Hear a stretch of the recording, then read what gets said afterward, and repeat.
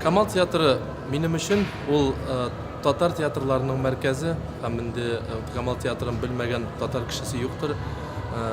Татар кайда гына яшәмәсә дә, Казанга килеп, үзенең мәркәзе Казанна килеп, Камал театрына кереп, бер спектакль карап чыкмаса, миңа калса ул татар түгелдер. Үзем дә бик яратып спектакльләр карыйм, Камал актерлары белән хезмәттәшлек итәм. Клиплар төшергән вакытта да һәрвакыт Камал актерлары белән хезмәттәшлек итәбез. Бик зур рәхмәт. Менә шушы Камал театрының барлык хезмәткәрләрен шу Камал театрының 110 яшы белән тәбрик итәм. Һәм инде киләчәктә дә һәрберсенә уңышлар, һәрберсенә исәнлек, саулык телим. Һәрвакыт Ходай Тәгалә илһам биреп торсын безгә.